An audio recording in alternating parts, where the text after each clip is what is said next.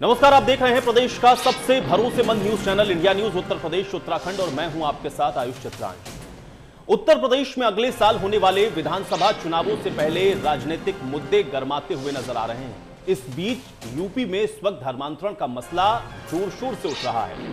अब इस मुद्दे की आवाज जल्द ही संसद में भी गूंज सकती है, क्योंकि गोरखपुर से भारतीय जनता पार्टी के सांसद रवि किशन का कहना है कि यह गंभीर मसला है और इसको वो लोकसभा में भी उठाएंगे। बीजेपी सांसद ने यह भी कहा है कि इन लोगों का लक्ष्य है कि हिंदुओं की नस्ल को ही खत्म किया जाए। तो फिर वहीं यूपी एटीएस ने भी एक बड़ा खुलासा कर दिया है। एटीएस की पड़ताल में पता यह चला है कि मूक बधिर बच्चों को बरगलाकर उनके इस्लामी धर्मांतरण कराने वाले गिरोह ने अलग अलग चीजों के लिए अलग अलग कोड वर्ड्स भी बना रखे थे। इनको डिकोड करने में यूपी पुलिस अभी लगी है। यूपी एटीएस ने यह भी बताया है कि अभी तक 7 ऐसे कोड वर्ड सामने आ चुके हैं। इनमें 6 को डिकोड कर लिया गया है और 1 को डिकोड करने का प्रयास जारी है। अब जिन कोड वर्ड्स का इस्तेमाल किया जाता था, उत्तर प्रदेश के 400 मदरसे ऐसे हैं जिन पर पुलिस की नजर है, क्योंकि ऐसे ही संस्थानों के जरिए इस गिरोह का पूरा नेटवर्क फैला हुआ था।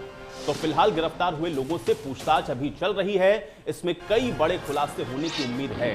अब धर्मांतरण की साजिश पर कब और कैसे लगाम लगेगी, यह सवाल यहां से उठता है। यूपी में धर्मांतरण का खेल कौन खेल रहा है, इन्हीं सवालों के साथ करेंगे हम आज की बड़ी बहस।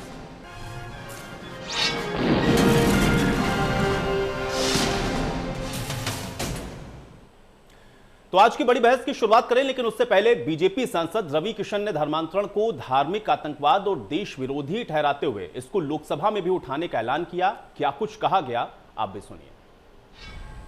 देश का सबसे बड़ा मुद्दा और देश पे सबसे बड़ा खतरा मुझे जो लग रहा है वो है धर्मांतरण। इस वक्त पूरा देश इस चिंता में है, खासकर हिंदू जात के लोग, हिंदू बिरादरी के लोग। राज्य से अलग अलग जगह से खबर आ रही है कि एक बहुत बड़ा सिंडिकेट जो देश के खिलाफ, देश के हिंदुओं के खिलाफ काम कर रहा है और बाहर आउटसाइड फंडिंग पर ये पूरा सिंडिकेट ऑपरेट हो रहा है। इनका काम है कि हिंदू धर्म की बेटियों को, गरीब हो जैसे भी हो, उसको साइकोलॉजिकल झूठे नाम से उसका धर्म बदला जाए, उसको मुस्लिम बनाया जाए। 2014 में यशस्वी प्रधानमंत्री नरेंद्र मोदी जी आए, उसके बाद से आतंकवाद खत्म हुआ, लेकिन आतंकवाद ने मेरी नजर में एक नया रूप धारण कर लिया धर्मांतरण का। जहां एक ही राष्ट्र बचा है पूरे विश्व में और एक ही राष्ट्र में सबसे ज्यादा हिंदू रहते हैं, वह है भारत। ये मुद्दा बहुत बड़ा मुद्दा है। ये मुद्दे को मैं पार्लियामेंट में उठाने जा रहा हूं, क्योंकि 5 राज्य, मैं धन्यवाद दूंगा योगी महाराज जी की सरकार को, उत्तर प्रदेश के पुलिस प्रशासन ने इसको पकड़ा, इस मुद्दे को, और अब पता चल रहा है कि हर जगह, और अब नया है कि कश्मीर में भी हो रहा है। तो सांसद रवि किशन को आपने सुना, स्पष्ट तौर पर उन्होंने कहा कि अब वो इस मुद्दे को संसद के अंदर उठाने वाले हैं। लेकिन डिप्टी सीएम केशव प्रसाद मौर्य ने भी इंडिया न्यूज से खास बातचीत करते हुए कहा कि धर्मांतरण के दोषियों को बख्शा नहीं जाएगा। और क्या कुछ उन्होंने कहा, सुन। धर्मांतरण हो या फिर जिला पंचायत का चुनाव, जाहिर सी बात है कि भारतीय जनता पार्टी से बड़ी चुनौतियां हैं और चुनौतियों कैसे निपटेंगे उस पर बात करने मौजूद है डिप्टी सीएम केशव मौर्य जी। केशव जी, धर्मांतरण का मुद्दा बहुत चल रहा है, तमाम तरीके की जांचें चल रही, ईडी आ गया है, एटीएस जांच कर ही रही है, कैसे देखते हैं, कैसे रुकेगा? नहीं, धर्मांतरण की जो गैर कानूनी घटना उत्तर प्रदेश के अंदर हुई है उसको लेकर अभियोग दर्ज है, जांच हो रही है, जो दोषी उनको पकड़ा जा रहा है। जांच करते हुए कई और चीज़ें सामने आ रही हैं, जो भी बातें सामने आ रही हैं उनको भी ध्यान में रखा जा रहा है। और धर्मांतरण एक बहुत बड़ा षड्यंत्र है देश के खिलाफ, प्रदेश के खिलाफ, और इस प्रकार के षड्यंत्र को सफल नहीं होने दिया जाएगा। और अलग अलग तरीके से बहुत सारा फंड जुटा करके उस फंड को आधार के माध्यम से जो किया गया है वो गलत है और उसकी जांच पुलिस कर रही है और जो उसमें दोषी होंगे कार्रवाई। तो जांच तो पुलिस कर रही है, लेकिन अपोजिशन ये कह रही है कि जैसे ही चुनाव आता है ऐसे मुद्दे सामने आ जाते हैं। 4.5 साल से आपकी सरकार थी, तब नहीं मालूम था, जब इलेक्शन आया तो धर्मांतरण मुद्दा भी आ गया। देखिए, जो अपराध करता है और जब अपराध का खुलासा होता है, जो उसका दोषी होता है उसके खिलाफ कार्रवाई होती है। विपक्ष केवल तुष्टीकरण की घटिया राजनीति के रास्ते को अपनाता है, इसीलिए वह देश और प्रदेश की सत्ता से बेदखल हो चुके हैं। तो डिप्टी सीएम केशव प्रसाद मौर्य को आप सुन रहे थे। मुस्लिम धर्मांतरण का स्रोत क्या है, ये एक बहुत बड़ा सवाल अपने आप में है। आखिर उत्तर प्रदेश में कैसे धर्मांतरण का ये जो पूरा खेल है वो फल फूल रहा है, ये भी अपने आप में सवाल है। रवि किशन को भी आप सुन रहे थे, उनकी तरफ से भी कहा गया कि अब वो लोकसभा के अंदर इस पूरे मुद्दे को उठाने वाले हैं। अब वहां पर अगर धर्मांतरण का मुद्दा गूंजता है तो वहां से निकलेगा क्या, ये भी अपने आप में सवाल है। लेकिन जिस शोर इशारा रवि किशन की तरफ से किया गया है वो अपने आप में बेहद महत्वपूर्ण है, क्योंकि उन्होंने एक बात बड़ी महत्वपूर्ण कही, जिसमें इस बात का वो जिक्र कर रहे थे कि आतंकवाद तो खत्म हुआ है, देश के अंदर कम हुआ है, लेकिन अब ये एक नए तरीके से आतंकवाद को कहीं ना कहीं पनपाने की कोशिश हो रही है। और इसलिए वो ये समझ रहे हैं और ये वो समझ पा रहे हैं कि ये बहुत गंभीर मसला है, इसलिए उसको वो संसद के अंदर उठाने वाले हैं। तो कुल मिलाकर के उत्तर प्रदेश के अंदर अब धर्मांतरण की गूंज आपको इस समय सुनाई पड़ रही है, क्योंकि एटीएस की तरफ से जो खुलासे हो रहे हैं, जिस तरीके से इस पूरे नेक्सस का खुलासा हो रहा है, कड़ी दर कड़ी जब जुड़ रही हैं और परत दर परत जब खुल रहे हैं इसके अंदर खुलासे, तो सवाल कई सारे उठ रहे हैं कि आखिर इतना बड़ा नेक्सस कैसे चल रहा है, इसके पीछे आखिर कौन लोग हैं, धर्मांतरण की जो मास्टरमाइंड हैं आखिर वो कौन है, और ये ऑपरेट कैसे कर रहे हैं, और कैसे इतने बड़े पैमाने पर लोगों का धर्मांतरण किया जा रहा है। इसमें जो डिकोड किए जा रहे हैं, जो वर्ड्स हैं, आप उनसे क्या कुछ निकलकर सामने आता है, और क्या अभी भी बहुत बड़े और अहम खुलासे होना बाकी हैं,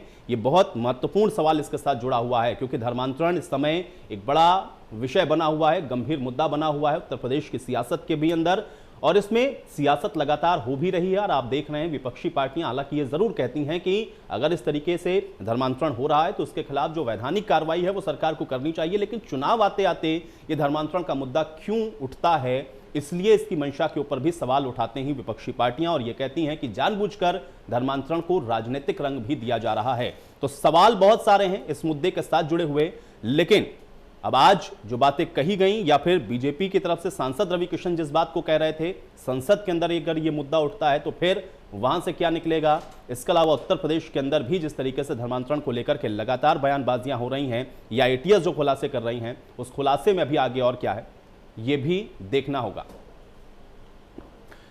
और चलिए आज की बड़ी बहस की शुरुआत करते हैं। तमाम मेहमान मेरे साथ जुड़ गए हैं, पहले उनका परिचय मैं आपके साथ करवा देता हूं। समीर सिंह जी हमारे साथ जुड़ रहे हैं, प्रवक्ता हैं भारतीय जनता पार्टी के। समीर सिंह जी बहुत स्वागत है आपका इस चर्चा में। राम प्रताप सिंह जी हमारे साथ जुड़ रहे हैं, प्रवक्ता हैं समाजवादी पार्टी के। राम प्रताप सिंह जी आपका भी बहुत स्वागत है। शिशिर चतुर्वेदी जी हमारे साथ जुड़ रहे हैं, वीएचपी के प्रवक्ता हैं। शिशिर चतुर्वेदी जी आपका भी बहुत स्वागत। और विजय उपाध्याय जी हमारे साथ जुड़े हुए हैं, वरिष्ठ पत्रकार हैं। विजय उपाध्याय जी आपका भी बहुत स्वागत है। समीर सिंह जी आज चर्चा की शुरुआत में आपसे करना चाहूंगा, क्योंकि अभी हम लोग सांसद रवि किशन को भी सुन रहे थे और डिप्टी सीएम माफ कीजिएगा केशव प्रसाद मौर्य को भी हम लोगों ने सुना। उनकी तरफ से स्पष्ट तौर पर यह कहा गया कि एक तो विपक्ष बेवजह की राजनीति इसके ऊपर कर रहा है, क्योंकि अगर अपराध हो रहा है तो उसके खिलाफ कार्रवाई सरकार करेगी, और वो कार्रवाई सरकार कर रही है। दूसरा यह है कि सांसद रवि किशन इस बात को कह रहे हैं कि अब इसको वो संसद के अंदर भी उठाने वाले हैं। लेकिन सवाल इस बात का है कि आखिर ये जो पूरा नेक्सस है वो कैसे फल फूल रहा है, और इतने बड़े पैमाने पर उत्तर प्रदेश के अंदर धर्मांतरण कैसे हो जा रहा है, इसको लेकर के बड़े गंभीर सवाल हैं। मैं आपका पहला रिएक्शन चाहूंगा इसके ऊपर। नहीं, देखिए आयुष जी, बहुत स्पष्ट है कि रवि किशन जी ने जो बात कही, वो लोकसभा के सदस्य हैं। लोकसभा के सदस्य को अधिकार है कि वो लोकसभा में सामाजिक विषयों पर प्रश्न पूछे, या उनको पूछना भी चाहिए। लेकिन जो धर्मांतरण का विषय है, बहुत स्पष्ट आपको कहना चाहता हूं कि जब से बीजेपी की सरकार उत्तर प्रदेश में बनी है, तब से निरंतर आदरणीय योगी जी का ये सख्त आदेश रहा है कि उत्तर प्रदेश में किसी को भी धर्मांतरण कराने का अधिकार नहीं है, और धर्मांतरण को हमने रोका है। अभी जो ये पिछले दिनों मोहम्मद उमर गिरफ्तार हुआ, इस पूरे प्रकरण को आप देखेंगे तो गाजियाबाद के अंदर एक धार्मिक महंत को मारने की योजना में जो लोग गिरफ्तार हुए, पुलिस उसको इंटरोगेट की, इंटरोगेशन में निकल के आया कि साहब एक ऐसा ग्रुप है जो विदेशी फंडिंग और आईएसआई से संबंध है, और वो धर्मांतरण करा के देश विरोधी गतिविधियों में उनको इस्तेमाल करना चाहता है। मैं उत्तर प्रदेश की पुलिस को, एटीएस को बधाई देना चाहता हूं, उत्तर प्रदेश सरकार को बधाई देना चाहता हूं कि उत्तर प्रदेश के अंदर जिसने भी धर्मांतरण का प्रयास किया उसको जेल के शिक्षों के पीछे जाना पड़ा, उसके मंसूबे सफल नहीं हुए। मैं तो ये भी कहूंगा कि ये धर्मांतरण नहीं है, ये सामान्य धर्मांतरण नहीं है, ये देशद्रोह है। देशद्रोह इस नाते है कि ऐसे लोगों को, जो गरीब लोग हैं, जो विकलांग है, जो मानसिक रूप से कमजोर है, उनको बहला फुसला के धर्मांतरण करा के और उनका इस्तेमाल, ठीक है, लेकिन समीर जी देखिए, ठीक है, ये बातें आपकी ठीक है। देखिए, आप सत्ता के अंदर हैं, आपकी जिम्मेदारी है और आपका दायित्व है कि अगर ऐसा कुछ हो रहा है समाज के अंदर तो उसके खिलाफ आप लोग कार्रवाई करें। आप बता रहे हैं कि आप कर रहे हैं, लेकिन सवाल इस बात को लेकर के उठ रहा है, तो धर्मांतरण को लेकर के आप लोग एक कानून भी लेकर के आए, उसके बावजूद भी अगर इतने बड़े पैमाने पर उत्तर प्रदेश के अंदर, क्योंकि 1000 से ज्यादा बच्चे हैं जो कि इसकी जद के अंदर हैं, और वो भी वो ऐसे बच्चे हैं दिव्यांग जिनको निशाना बनाया जा रहा है, जाहिर बात है कि इनका जो नेक्सस है वो बड़ा स्ट्रांग रहा होगा। और कैसे आप लोग अभी तक इसको डिकोड नहीं कर पाए या तोड़ नहीं पाए, और अब चूंकि जब चुनावों का वक्त आ गया है उस वक्त अगर इस तरीके की कार्रवाई हो रही है तो विपक्ष के सवाल उठने भी लाजमी हैं। ये चूक कहां पर हो रही है, क्यों नहीं आप लोग डिकोड कर पाए? 4.5 साल का वक्त हो गया ना, आप कह रहे हैं, बराबर कह रहे हैं कि आप लोग इसके खिलाफ सख्त कार्रवाई कर रहे हैं, उत्तर प्रदेश में धर्मांतरण नहीं हो रहा, 1000 बच्चे इसकी जद में, कैसे हो रहा है समीर जी? देखिए आयुष जी, मैं बहुत साफ करना चाहता हूं, एक तो इसको धर्मांतरण को सरकार की तरफ से कार्रवाई नहीं हुई, इससे नहीं जोड़ना चाहिए।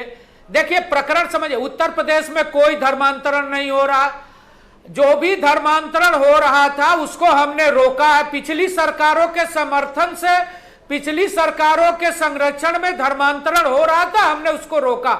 यह आतंकवादी गतिविधि है, ये देश विरोधी गतिविधि है, ये सामान्य धर्मांतरण नहीं है।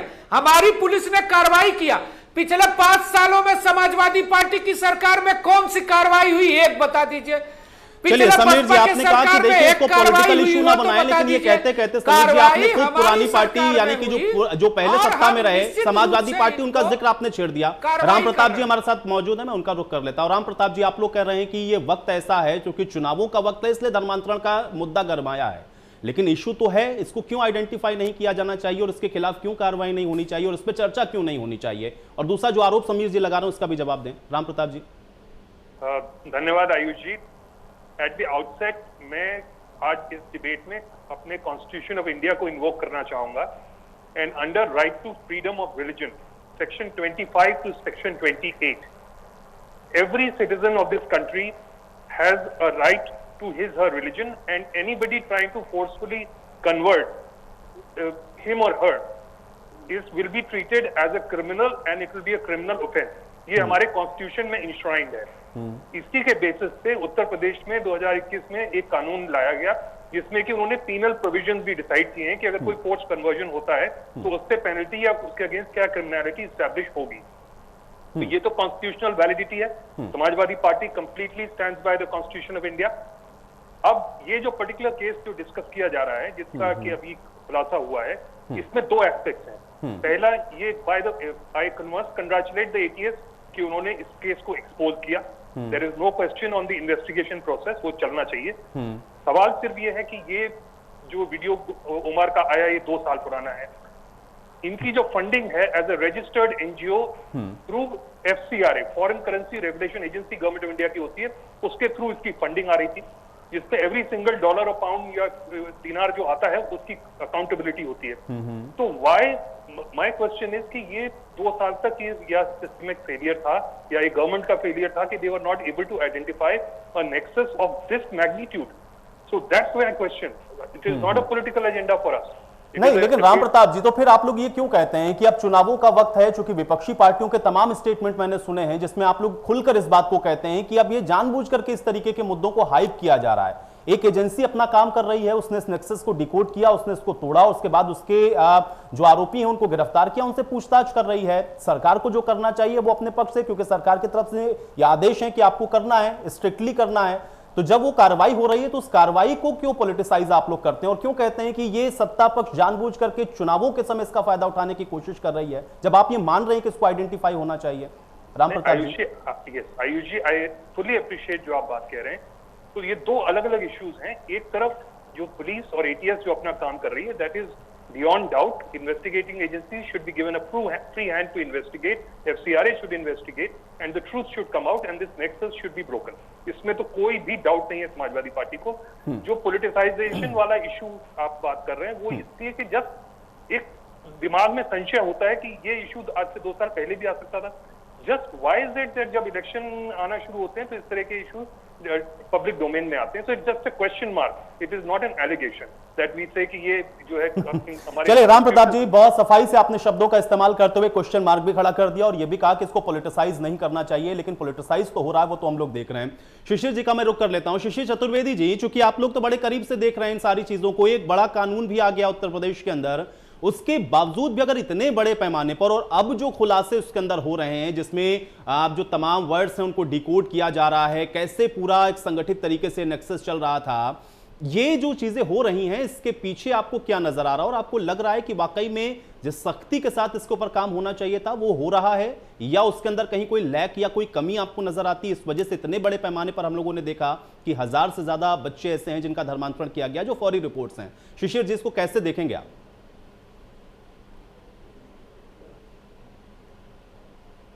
हेलो जी शिशिर जी, मैं सुन पा रहा हूं। आ रही है जी। अच्छा जी, ऐसा है कि धर्मांतरण आज से नहीं हो रहा है, ये धर्मांतरण जब मुगल काल से चला आ रहा है। मुगलों ने जिस तरीके से इस देश पे आक्रमण किया उसी के साथ धर्मांतरण प्रारंभ हो गया।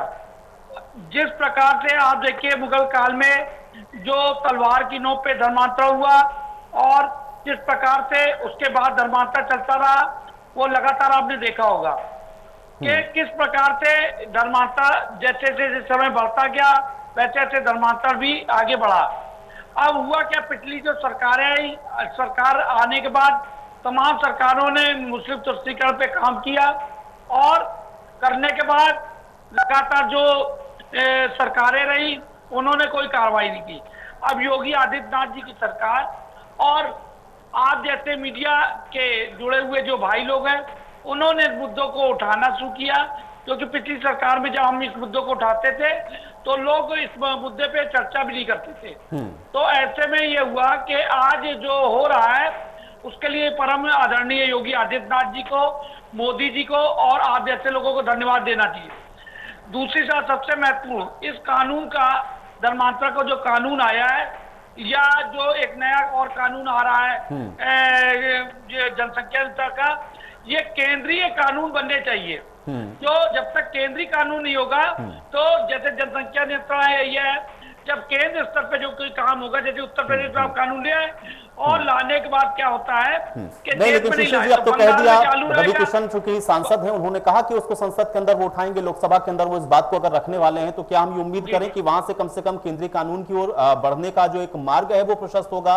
और दूसरा ये है कि अगर इतना स्ट्रिक्ट है तो फिर भी इतने बड़े पैमाने पर, क्योंकि अब तो 4.5 साल का वक्त बीत गया ना शिशिर चतुर्वेदी जी, ये दिक्कत कहां पर हो रही है? असल जो वजह है वो क्या समझ में आई? फिर 4.5 साल का वक्त इस सरकार को भी बीत गया ना होगा। अगर आयुष भाई, अगर मान लीजिए उत्तर प्रदेश में कानून ला रहे हैं तो बंगाल में ऐसे पाप जारी रहेंगे और महाराष्ट्र में, कश्मीर में, तमाम राज्यों में, बंगाल में, तो इसको केंद्र सरकार को इसको आगे आना पड़ेगा और इस पे कड़े कदम उठाने पड़ेंगे। जैसे पिछली बार जब नवजात में कानून बना उसमें कुछ खामियां छोड़ दी गई। सुप्रीम कोर्ट ने एक आदेश दिया था कि शादी के लिए धर्मांतरण नहीं किया जा सकता, लेकिन हुआ क्या, जो कानून बना उसमें ये जगह छोड़ दी गई। जो मौलवी जानपुर के शादी के लिए धर्मांतरण करा रहे थे उनको सजा नहीं दी गई, एक खामी रह गई। अब उसकी वजह से क्या हुआ, वो मौलाना लगातार धर्मांतरण कराते रहे जो आज भी बदसूरत जारी है। दूसरा उसमें खामी ये रह गई थी कि एक अगर दलित समाज की बच्ची का धर्मांतरण करा रहे हैं आप तो उसमें क्या होता था, उसमें 10 साल की सजा है, और अगर सवर्ण जाति की लड़की के धर्मांतरण तो 30 साल की सजा है, जबकि आदेश अदालत का 60 साल से के कम सजाओं वाले मामलों में गिरफ्तारी पुलिस नहीं कर सकती है।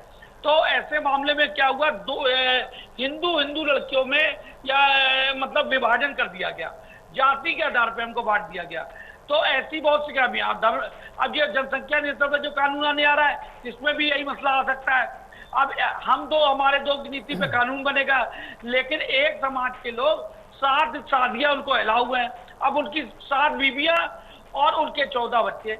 आप बताइए इस मुद्दे को भी तो उसमें शामिल करना चाहिए। ठीक है शिशिर जी, देखिए इस पर हम लोग किसी और दिन चर्चा करेंगे, आप थोड़ा धर्मांतरण के ऊपर रहते हैं, लेकिन मैं विजय उपाध्याय जी का रुख कर लेता हूं। विजय जी, एक वरिष्ठ पत्रकार होने के नाते एक लंबा अनुभव आपके पास है, पॉलिटिकल पार्टीज ये कहती हैं कि ठीक है, जो कॉन्स्टिट्यूशनली राइट है उसके हिसाब से आप लोग कार्रवाई करिए, लेकिन जब समय वो आता है तो कहते हैं कि अब भाई तो चुनाव आने वाला है, इसलिए जानबूझ करके इसको हाइप किया जा रहा है। दूसरा, ये जो खुलासे हो रहे हैं जिसमें एटीएस खुलासा कर रहा है, असल मायने में आप इसको कैसे देखेंगे? एक वरिष्ठ पत्रकार होने के नाते अभी जो खुलासे हुए हैं या फिर जो नेक्सस जुड़ रहा है या जो खुलासे हो रहे हैं, उसको एक वरिष्ठ पत्रकार होने के नाते आप उसका एनालिसिस कैसे करेंगे? आपका रिएक्शन चाहूंगा विजय जी। देखिए, इसमें 2-3 पॉइंट हैं जो बहुत इंपॉर्टेंट हैं। पहला तो ये है कि जो स्वयंसेवी संस्थाएं बच्चों के लिए काम कर रही हैं या जो गरीब बच्चों के लिए काम कर रही हैं, उनकी जो भूमिका है वो बहुत संदिग्ध है। जो हिंदू संगठन है और जो ऐसी संस्थाएं हैं जो कहते हैं हम हिंदू बच्चों को देखभाल करेंगे और जिनको FRCA और ATG मिला हुआ, यानी इनकम टैक्स से छूट मिली हुई है और विदेशों से चंदा लेने की छूट मिली हुई है जहां टैक्स नहीं लगता है, ऐसी संस्थाएं चाहे वो संघ की हो, चाहे विश्व हिंदू परिषद की हो, चाहे भारतीय जनता पार्टी की हो, समाजवादी पार्टी की हो, बसपा की हो या सामाजिक संगठन हो किसी भी समाज की, इनकी भूमिका क्या है? ये क्या काम कर रही है? कैसे ऐसे बच्चों को ऐसी संस्थाओं में जाना पड़ता है जहां उनका धर्मांतरण हो जाए? इस देश में कोई पहली बार किसी संस्था में बच्चों के धर्मांतरण का मुद्दा नहीं उठा।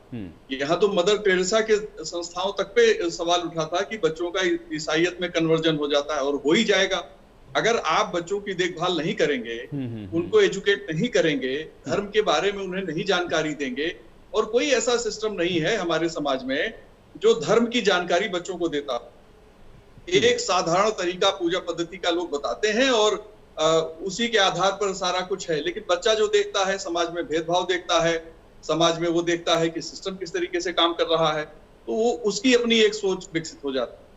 अब जो दावे करने वाले लोग हैं, जो विवाद खड़ा करने वाले लोग हैं, वो तो विवाद खड़ा करेंगे, और जो इन गरीब बच्चों को कच्चा माल समझते हैं, चाहे वो उत्तर प्रदेश के बच्चे हो, चाहे दूसरे राज्यों के बच्चे हो, या अभी जो नेपाल में भी चल रहा है, यहाँ पे गरीबी कच्चा माल है और उसे किसी भी धर्म में परिवर्तित करना उनके लिए एक सहूलियत का काम है, चाहे वो क्रिश्चियन मिशनरीज हो चाहे मुस्लिम मिशनरीज हो।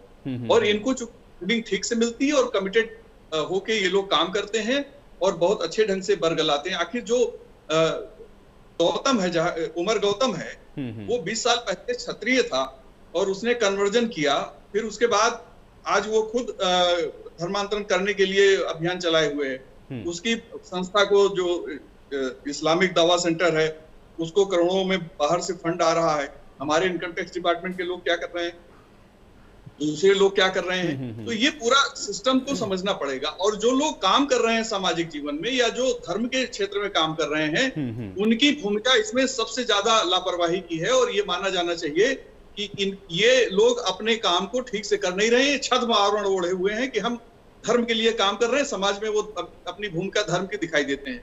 अब मैं इस घटना का बता दूं कि शुरुआत कैसे हुई। जी। ये घटना शुरू हुई यति नरसिम्हानंद के मंदिर से, जहां 2 लोग पहुंचते हैं और वो वहां बाद में पता लगता है कि वो तो हिंदू से कन्वर्ट होकर मुसलमान बने हैं। कोई ये जानबूझ के किसी राजनीतिक दल ने नहीं पैदा किया, लेकिन चूंकि नरसिम्हानंद इस समय विवादों में है और उनका संवेदनशील मामला है, तो वहां से ये मामला शुरू हुआ। फिर ये सारी चीजें खुलते हुए सामने आ गई। उत्तर प्रदेश में जो धर्म विधि विरुद्ध धर्म परिवर्तन निषेध कानून बनाया है नवंबर 2020 में, इसमें अभी तक 50 से ज्यादा मामले दर्ज हुए हैं। जी। अब पुलिस की जो भूमिका है यहाँ वो भी महत्वपूर्ण है कि इतने जो केसेस दर्ज हुए हैं, आखिर उनकी कार्रवाई क्यों नहीं तेजी से हो रही है। मुश्किल से कुछ मामलों में उन्होंने आरोप पत्र दाखिल किए हैं। तो ये पूरा सिस्टम, सिर्फ आप सवाल उठा के अलग हट जाएंगे, इससे नहीं बच सकते आप। आपको सवाल उठाने के साथ आपको समाधान भी पेश करना पड़ेगा, चाहे वो विश्व हिंदू नहीं। लेकिन विजय उपाध्याय जी, मुझे बताइए कि क्या उसके रूट तक पहुंच पा रहे हैं मौजूदा सरकार या फिर प्रशासन, हम जिसका भी जिक्र कर लें, या फिर अभी मौजूदा दौर में जो कानून बनाया गया प्रदेश के अंदर, क्या ये सारी चीजें उसके रूट के ऊपर कहीं इफेक्ट नहीं कर पा रही? आखिर इसकी जड़ जो है, जो कि बहुत लंबे समय से, जिसका जिक्र आपने बहुत पुराने समय से किया, क्या वहां तक नहीं पहुंच पा रहे हैं? आखिर वजह क्या है? इतने बड़े पैमाने पर जो मास कन्वर्जन हो रहा है या उसके पीछे जो तमाम कारण आप बता रहे थे, लेकिन उसको तोड़ क्यों नहीं पा रहे हैं? कहां पर दिक्कत हो रही है? देखिए, दिक्कत तो इस समाज में, जो हिंदू समाज है, ये इतना कॉम्प्लिकेटेड है। चाहे जातीय संरचना में देख लीजिए, चाहे पूजा पद्धति की संरचना में देख लीजिए, इतने संप्रदाय हैं, इतने संत महंत जितने हैं, जो चाहे, अगर कोई भी व्यक्ति चाहे वो अपना एक संप्रदाय नया शुरू कर सकता है। कोई इसमें इतना लोकतांत्रिक ढांचा है इसमें और इतनी कमियां हैं, उन चीजों का ही लोग फायदा उठाते हैं। समाज में समरसता हो, भेदभाव ना हो, ऊंच नीच ना हो, पानी पीने के लिए अलग अलग हैंडपंप ना हो, ये सारी चीजें खत्म करने की जरूरत है। और लोग खत्म करने वाली जो संस्थाएं दावा करती हैं, वो उनका रोल मुझे तो एक जर्नलिस्ट नाते 25-30 साल से मैं देख रहा हूं और मैंने बहुत करीब से देखा है। ये संस्थाएं सामाजिक जीवन में ऐसा करती नजर नहीं आती। 2018 में जौनपुर, उत्तर प्रदेश में जौनपुर है, वहां पे ईसाई मिशनरीज ने करीब 12,000 कन्वर्जन कर डाले। बाद में इस मामले को लोकल लोगों ने उठाया, तब जाके उसमें प्रशासन ने पहले तो हिला हवाली की, बाद में उसको माना कि हाँ यहाँ पे कन्वर्जन हो रहा है। अभी रायबरेली में एक घटना हुई, वहां पे एक व्यक्ति ने अपना नाम हिंदू नाम रखकर, मुस्लिम था, उसने महिला से शादी कर ली। फिर अभी पता लगा कि वहां चंगई कार्यक्रम में एक कन्वर्जन होने की कोशिश हो रही थी। मैं अभी एक स्वयंसेवक संघ के बड़े पदाधिकारी से बात कर रहा था, तो उन्होंने कहा कि उत्तर प्रदेश का कोई ऐसा गांव नहीं है जहां मिशनरीज, चाहे वो क्रिश्चियन मिशनरीज हो चाहे मुस्लिम मिशनरीज हो, ये सक्रिय ना हो। मैं ऐसे मंदिर, हिंदू मंदिरों को जानता हूं जिसके पूजा सामग्री बिकने वाली दुकानों पर ईसाइयत के ढेर सारे प्रतीक बिक रहे थे। तो मैंने पूछा कि भाई ये क्यों बिक रहा? बोले भैया यहाँ के लोग इसको इस्तेमाल करते हैं। तो एक तो देखिए, संविधान तो आजादी देता है, लेकिन लालच के साथ धर्म परिवर्तन की आजादी संविधान नहीं देता है। और लालच देने की स्थिति क्यों पैदा हो पा रही है? इसलिए हो पा रही है कि जो हिंदू धर्म के सामाजिक संगठन है वो अच्छा काम नहीं करते। चलिए समीर जी, मुझे बताइए, चूंकि एक तो जो बात राम प्रताप जी ने कही उसका भी जवाब दीजिएगा, लेकिन सवाल इस बात को भी लेकर के है, क्योंकि अगर आप लोग बार बार कह रहे हैं कि आपके समय में नहीं हुआ या मास कन्वर्जन नहीं हो रहा या आप उसको रोक पा रहे हैं, इतने सारे एग्जाम्पल यहां पर विजय जी ने भी दिए हैं, क्या वाकई में जिस तरीके से काम होना चाहिए था या फिर जिनको आप निर्देशित करते हैं वही सही से जाके ग्राउंड पे काम नहीं कर पाते हैं, इसलिए हम लोग देख पा रहे हैं कि इतना बड़ा मुद्दा या इतना बड़ा इश्यू इसका खुलासा हो रहा है? समीर जी। नहीं आयुष जी, देखिए विजय जी की बातों को मैं सुन रहा था, विजय जी की बातें तथ्यात्मक नहीं है। जौनपुर के अंदर जो 12,000 14,000 की बात कर रहे हैं वो ही फेक है और बिल्कुल तथ्यात्मक नहीं है। जौनपुर की घटना पिछले साल हुई थी, पुलिस ने उस पर कार्रवाई की थी और उसमें एक समाजवादी पार्टी का नेता इन्वॉल्व था जो क्रिश्चियन मिशनरियों के साथ काम कर रहा था, वो गिरफ्तार करके जेल भेजा गया। दूसरा, सामाजिक समरसता की बात कर रहे थे विजय जी। हमारे हिंदू समीर जी, अगर फेक थी वो खबर तो गिरफ्तारी आपने कैसी की? हिंदू परिषद हो चाहे समीर जी अपनी बात कंप्लीट करिएगा, लेकिन अगर आप उसको फेक बता रहे हैं और विजय जी की बात को आप काट रहे हैं तो आप मुझे बताएं कि गिरफ्तारी फिर कैसे हो गई? क्या कैसे कार्रवाई कर दी? फेक खबर पर भी कार्रवाई करते हैं क्या? संख्या फेक है? नहीं, संख्या फेक है। जौनपुर की घटना हुई थी, उसको हमने गिरफ्तार किया था, जिसने लोगों को बहला फुसला के बुलाया था उसको हमने गिरफ्तार किया था। और नहीं, देखिए तथ्यात्मक बातें होनी चाहिए। जहां समरसता की बात है, सबसे ज्यादा समरसता का काम संघ विचारधारा करता है और मैं बड़े दावे के साथ कह सकता हूं कि सरकार के मुख्यमंत्री आदरणीय योगी जी ने पिछले दिनों जब से सरकार में आए जो योजनाएं बनाई, चाहे वो प्रधानमंत्री आवास का रहा हो चाहे शौचालय का रहा हो, वो उन्हीं गरीबों को मिला है जो मूलभूत सुविधाओं से वंचित थे। उनके सुविधाओं को बहाल करके, चाहे राशन रहा हो चाहे दवाई रही हो चाहे आवास रहा हो, शौचालय रहा हो, शिक्षा रहा हो, हमने शिक्षा की दशा बदली है। ये सब मूलभूत सुविधाओं को उनको उपलब्ध करा के हमने उनके स्तर को बदला है। ये धर्मांतरण का मामला जरूर है, लेकिन ये देश विरोधी गतिविधि का मामला नहीं। बिल्कुल सही कह रहे हैं। देखिए समीर जी, मैं कहा उससे मैं इससे कहा कह रहा हूं कि मैं इत्तेफाक नहीं रखता, लेकिन समीर जी देखिए राम प्रताप जी ने एक बड़ी बात कही। उन्होंने कहा कि देखिए 4.5 साल का वक्त अगर आपको लग गया तो इसका मतलब आपकी नाक के नीचे तो हो रहा था। इसको समझते 4.5 साल का वक्त तो आपको लगा। नहीं, देखिए आयुष जी, नहीं, हमको समझने में एक दिन भी नहीं लगा। माननीय मुख्यमंत्री जी 2017 में पहले दिन ही कहे थे कि धर्मांतरण उत्तर प्रदेश के अंदर नहीं होगा। फिर मैं पूछना चाहता हूं समाजवादी पार्टी से कि हमने 2020 में केंद्र की सरकार ने, मोदी जी की सरकार ने फॉरेन फंडिंग पर रोक लगाया, संस्थाओं की जांच का आदेश दिया। उसके बाद भी ये जो संस्था पकड़ी गई है उमर की, ये हवाला के कारोबार से अपनी संस्था चला रही थी, एटीएस जांच कर रही है, दूध का दूध पानी का पानी होगा। समाजवादी पार्टी की सरकार में समीर जी कि अगर हवाला, आप एक तरफ ये कह रहे हैं कि आपने हवाला के ट्रांजैक्शंस को आपने रोका, एक तरफ आप ये कह रहे हैं, दूसरी तरफ आप ये भी कह रहे हैं कि हवाला के जरिए हो रहा था। तो यही तो मेरा सवाल है ना कि वो लैग कहां पर हो रहा है, कैसे हो रहा है, कौन करने जा रहा है? हमने गिरफ्तार किया आयुष जी, हमने गिरफ्तार किया, हम इसको इंटरोगेट कर रहे हैं, हम उनको जेल भेजेंगे, हम उन पर कार्रवाई करेंगे। लेकिन सपा ये क्यों नहीं बताती कि आतंकवादियों का मुकदमा, अयोध्या में हमला करने वाले आतंकवादियों का मुकदमा क्यों वापस ली? और देश के आजादी के बाद 1964 में देश के अंदर पहला दंगा हुआ था, बिहार और उड़ीसा के अंदर। उसकी नींव लखनऊ के अंदर एक शिक्षण संस्था में रखी गई थी।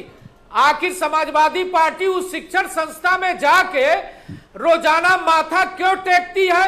अखिलेश यादव और मुलायम सिंह यादव अपना सर उनके पैरों पर ले जाके क्यों रखते हैं? वोट की राजनीति क्यों करते हैं? समीर सिंह जी, मतलब कुल मिला के आप ये कहना चाह रहे हैं कि उत्तर प्रदेश के अंदर जो धर्मांतरण हो रहा है या फिर ये जो पूरा नेक्सस है उसके लिए समाजवादी पार्टी जिम्मेदार है, या पूर्व की जो तमाम पार्टियां या जो सत्ता में रही वो जिम्मेदार है?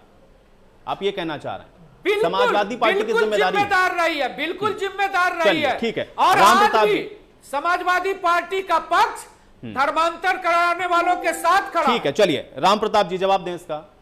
अब आप ही लोग करा रहे थे धर्मांतरण।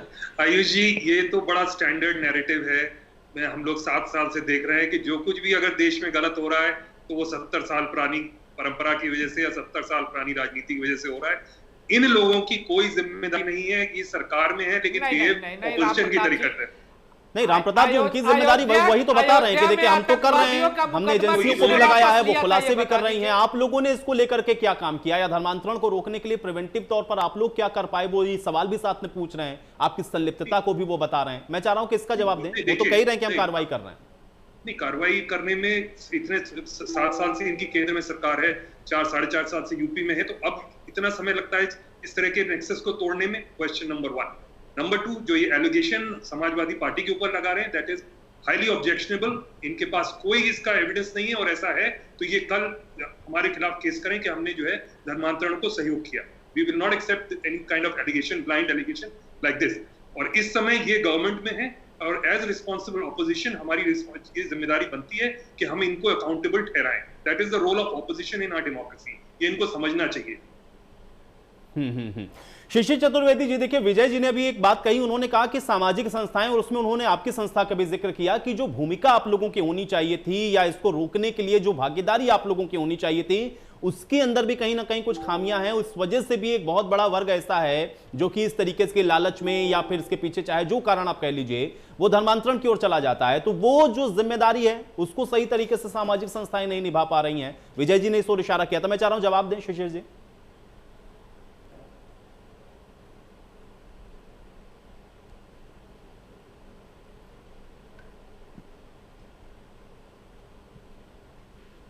चलिए, शिशिर जी तक शायद मेरी आवाज नहीं पहुंच रही। विजय जी, मैं आपका रुख कर लेता हूं। विजय जी, चूंकि आपने जो बात कही उसको समीर जी कह रहे हैं कि देखिए ठीक है, आंकड़ों में कुछ हो सकता है कि आगे पीछे या फेरबदल हो। चलिए शिशिर जी, जी बिल्कुल सुन पा रहा हूं। शिशिर जी जवाब दे पहले आप। जी ऐसा है कि जो लखनऊ में करीब 400 लड़कियों की लड़ाई मैंने लड़ी है यहाँ पर, लव जिहाद की, और उनको बचाया है। कल भी मौर्य जी का मामला था, मौर्य लड़की का मामला बाराबंकी में, तो वहां मैं गया, उसके परिवार से मिला, और लगातार मैं लड़ रहा हूँ। आप जानते हैं लखनऊ में मुझसे ज्यादा इस मुद्दे पे लड़ने वाला कोई नहीं रहा है, और लखनऊ, सुल्तानपुर, सीतापुर, अन्य तमाम जिलों में, और इसको बहुत नजदीक से देखा। लगातार मैं 17 चैनल पे लगातार इस पे बहस मैंने की। उसके बाद इस पे मैंने भाजपा के लोगों पे दबाव बनाया कि इसमें कानून लाइए, और मैं धन्यवाद देना चाहता हूँ परम योगी आदित्यनाथ जी को, परम आदरणीय जी को, कि उन्होंने इस पे कानून लाए, लेकिन उनको हामियों को दूर नहीं किया गया। इसी तरीके से मैं कहना चाहता हूँ कि हम संगठन तो काम कर रहे हैं, लेकिन बड़ा दायित्व जाता है सरकार का। निचले स्तर पे जो पुलिस महकमा है वहां पर जब पीड़ित लोग जाते हैं तो उनका पुलिस में जो निचले स्तर पे भ्रष्टाचार है, ये बहुत बड़ा दोषी है। क्योंकि लव जिहाद जैसे के द्वारा जो धर्मांतरण होते हैं, उसमें पीड़िताएं जब थाने जाती हैं तो वहां पर उनकी सुनवाई थाने में निचले स्तर पे नहीं होती है। ऊंचे स्तर पे तो आदेश जारी हो जाते हैं, लेकिन नीचे स्तर पे भ्रष्टाचार के कारण वहां शिशिर जी मुझे याद आ रहा है, अभी कुछ दिन पहले इस चर्चा के दौरान, क्योंकि आपके ही साथ में चर्चा में जुड़ा हुआ था, आपने इस मुद्दे को उठाया था और उस दिन भी बीजेपी के प्रवक्ता से मैंने इसका जवाब लेने की कोशिश की थी। कोई इसका वैलिड रीजन और कुछ रिस्पांस समझ में आ नहीं रहा था। मैं आज फिर इसका जवाब देता हूं। एक बड़ी जानकारी भी शिशिर जी आ रही है, वो भी अपने दर्शकों तक जरा पहुंचा देते हैं, क्योंकि वडोदरा में बताया जा रहा है सलाउद्दीन नाम का एक शख्स गिरफ्तार हुआ है। इसको अब यूपी पुलिस लेकर के आ रही है और धर्मांतरण के मामले में ही इसकी गिरफ्तारी हुई है। यानी कि एक एक करके आप देख रहे हैं कि जो कड़ियां हैं वो कैसे जुड़ रही हैं। सलाउद्दीन वडोदरा से गिरफ्तार किया गया है, उसको अब यूपी लेकर के पुलिस आ रही है। ये भी अहम जानकारी है। बिल्कुल ठीक है, मैं आता हूं विजय जी का मैं एक रिएक्शन ले लेता हूं। जी जी जी कचहरियों के अंदर इनके आका वकील की ड्रेस में बैठे हैं, जो लगातार फेक कागज बना रहे हैं और ऐसे गद्दारों का संरक्षण कर रहे हैं, और उन पे कार्रवाई पुलिस को चाहिए सिविल ड्रेस में वहां पर अपने लोगों को छोड़े। कचहरी के अंदर जो फेक आइडिया बनवा रहे हैं, आधार कार्ड बनवा रहे हैं, पहचान पत्र बनवा रहे हैं और रोहिंग्या बांग्लादेशियों को शरणार्थी के रूप में वो जगह दे रहे हैं। और तमाम ऐसे मामलों में हम लोग शिकायत करते हैं और उनकी गिरफ्तारियां नहीं होती है और उन पर कार्रवाई नहीं होती है। ये बहुत महत्वपूर्ण मुद्दा है, क्योंकि इसमें हो क्या रहा है, जब तक कार्रवाइयां हम लोग की मदद हम लोग नहीं करेंगे, शिकायत पे कार्रवाइयां नहीं होगी तो ऐसे लोग नहीं पकड़े। ठीक है शिशिर जी, आप जो बात कर रहे हैं ठीक है, मैं इसका जवाब समीर जी से लूंगा। समीर जी यहीं बैठे हैं, मुझे लगता है कि वो आपकी समस्या का समाधान जरूर करेंगे। लेकिन विजय जी, एक तो ये जो बात अभी यहाँ पर विजय जी जो आप जिस बात को कह रहे थे और जिस पर शिशिर जी ने बताया कि उनकी संस्थाएं लगातार काम कर रही हैं, लेकिन एक तो जो नीचे एग्जीक्यूशन वाला पार्ट है वहां पर उनको बहुत सारी प्रॉब्लम फेस करनी पड़ती हैं। इसके अलावा भी इससे इतर भी आपको कुछ नजर आता है या आपको लगता है क्योंकि पॉलिटिकली ये मुद्दे इतने ज्यादा हाइप हो जाते हैं इसलिए इसके पीछे के जो कॉजेज हैं या जिस पर काम होना चाहिए वो कहीं ना कहीं छूटता हुआ नजर आता है और इसलिए सिर्फ हम लोग देखते हैं कि इस पर राजनीति होती है या इसको पॉलिटिसाइज कर दिया जाता है, लेकिन जहां पर असल कार्रवाई होनी चाहिए उससे हम कहीं पीछे चले जाते हैं या उससे भटक जाते हैं। इस वजह से भी इस पर सही तरीके से अंकुश नहीं लग पा रहा है। विजय जी थोड़ा सा और आगे बढ़ाएं इसको। देखिए, इसमें जो पुलिस की कार्रवाई है या कानूनी मदद है वो तो सेकेंडरी पार्ट हो गया, लेकिन प्रिमिलरी जो इसकी रिक्वायरमेंट है, जो हिंदू समाज है इसके बच्चे क्रिश्चियन स्कूलों में भी पढ़ते हैं, मदरसों में भी पढ़ते हैं, लेकिन मुस्लिम समाज के बच्चे हिंदू जो सरस्वती शिशु मंदिर वगैरह जो चलाते हैं लोग या संस्कृत पाठशालाएं चलाते हैं वहां नहीं जाते हैं।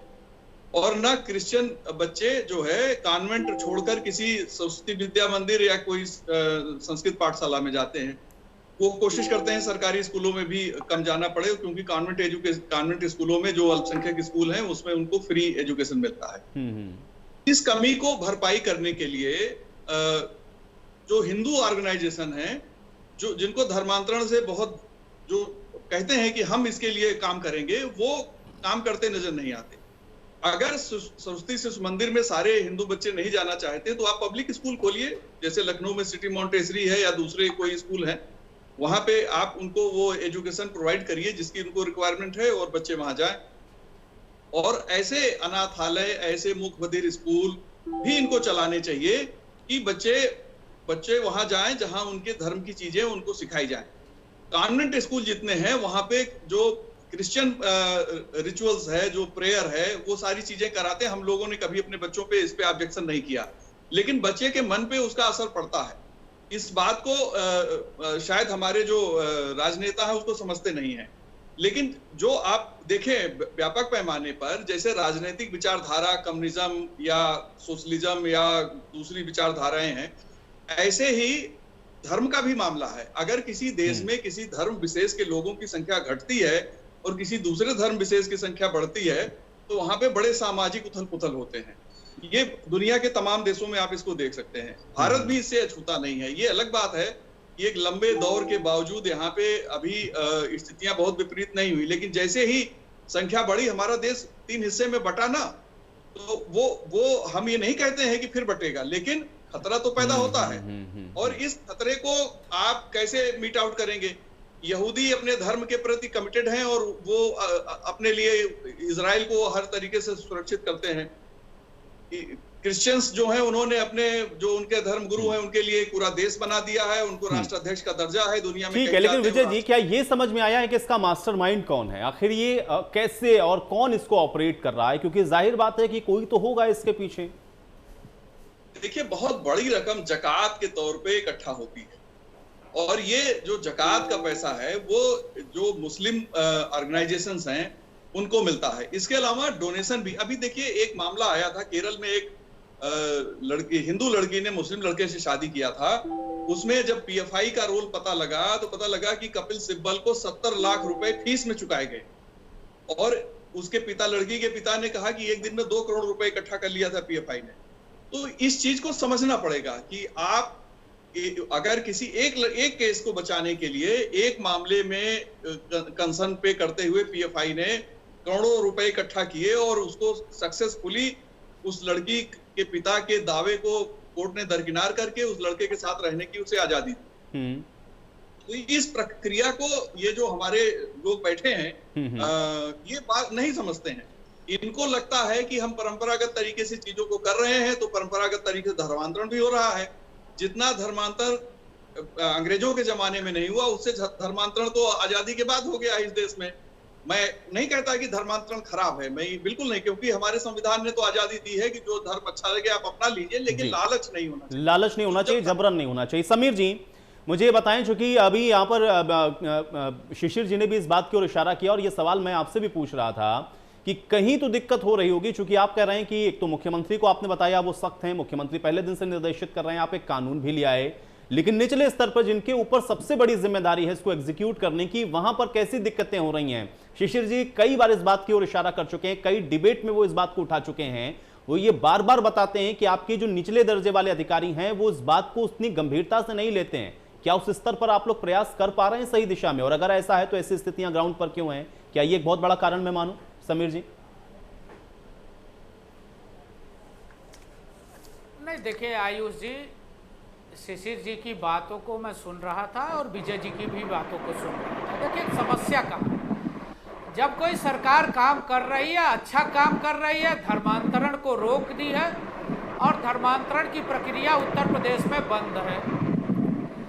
अब विषय आता है कि जो विपक्ष की पार्टियां हैं, लोकतंत्र में सत्ता पक्ष और विपक्ष, विपक्ष नकारात्मक भूमिका में लगा हुआ है।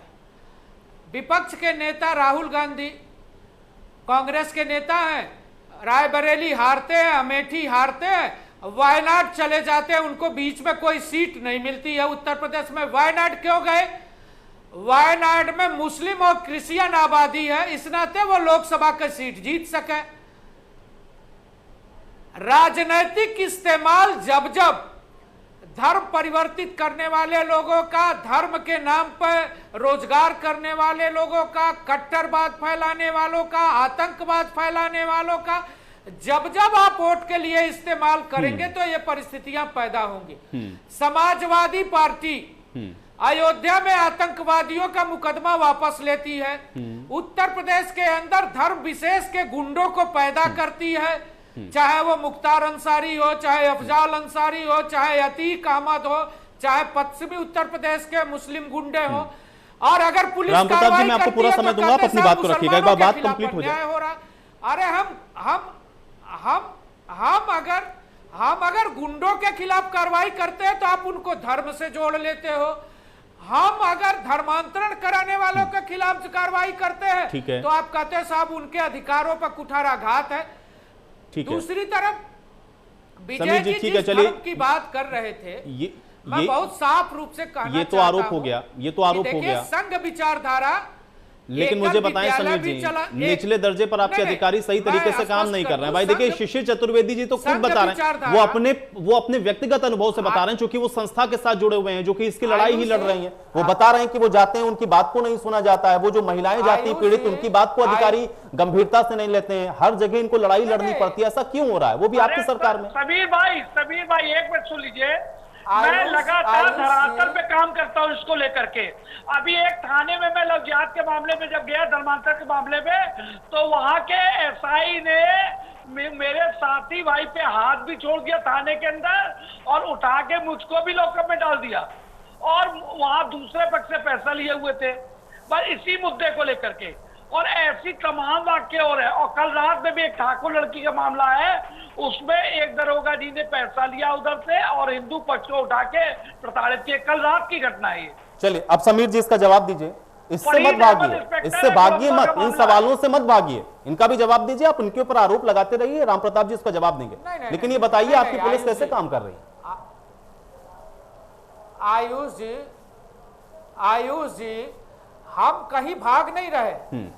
हम ये मानते हैं कि हो सकता है कोई दरोगा बदमाशी किया होगा, कोई दरोगा बदतमीजी किया होगा, उसकी शिकायत करेंगे, उसको निलंबित कराएंगे, उसके खिलाफ सख्त से सख्त कार्रवाई करेंगे। लेकिन एक विषय और है, बता रहे हैं आपको, आप उत्तर प्रदेश में 2017 के पहले का उत्तर प्रदेश देख लीजिए। हमने 1.5 लाख पुलिस की भर्तियां की, योगी जी ने 1.5 लाख पुलिस की नौकरी बहाल की उत्तर प्रदेश में। 5 पैसे भी भ्रष्टाचार नहीं हुआ। लेकिन समाजवादी पार्टी की सरकार में रेट थे। चलिए अब आप भ्रष्टाचार पे चले गए, ठीक है। धर्मांतरण पर हम लोग थोड़ा रहते हैं। मैं राम प्रताप जी से जवाब ले लेता हूँ। राम प्रताप जी इसका जवाब दीजिए और उसके बाद शिशिर जी, ठीक है। शिशिर जी देखिए, उस दिन भी आपने ऐसा ही सवाल उठाया था, ऐसा ही जवाब, और आज भी जो आपने सवाल उठाया उसका भी वैसा ही जवाब। अब आप समझे कि ये स्थितियां ऐसी क्यों हैं। राम प्रताप जी से मैं जवाब लेता हूँ, ठीक है समीर जी। अब मैं राम प्रताप जी को समय दूंगा। राम प्रताप जी जवाब दें। धन्यवाद।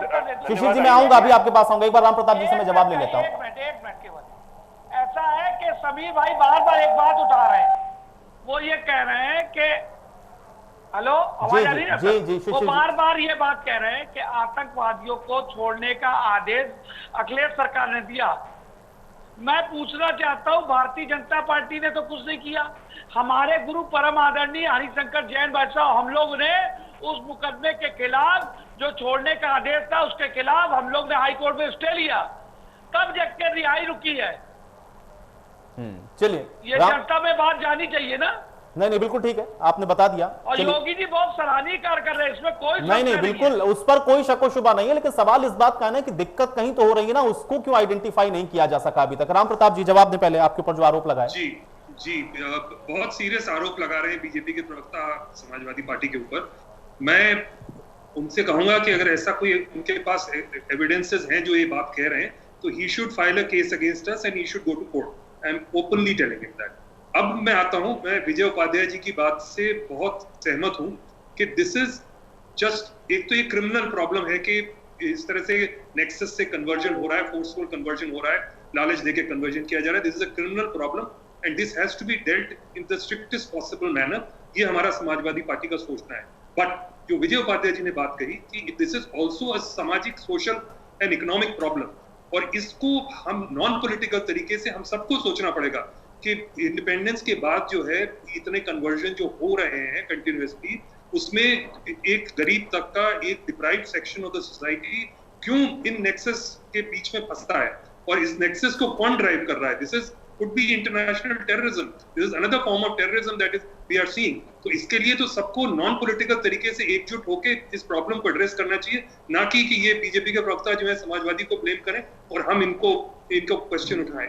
तो I would request BJP spokesperson to observe caution. Ram Pratap ji देखिए, आप बहुत गिने चुने प्रवक्ताओं में से ऐसे हैं जो किस तरीके की बातों को कहते हैं और बहुत तरीके से आप इन सारी बातों को बताते हैं कि ऐसा होना चाहिए। लेकिन दिक्कत इसी बात की है ना कि पॉलिटिक्स है ना, वो इन्हीं के ऊपर चलती है, और इसी तरीके की पॉलिटिक्स हम लोगों ने पहले भी देखी और आज भी हम लोग देख रहे हैं कि इस विषय पर ऐसी पॉलिटिक्स हो रही है। ये बहुत अच्छा हो कि सभी पॉलिटिकल पार्टी इस मुद्दे पर एक प्लेटफॉर्म पर आ जाएं, तो मुझे लगता है ये इशू बहुत जल्दी सॉल्व हो सकता है। समीर जी जवाब दें।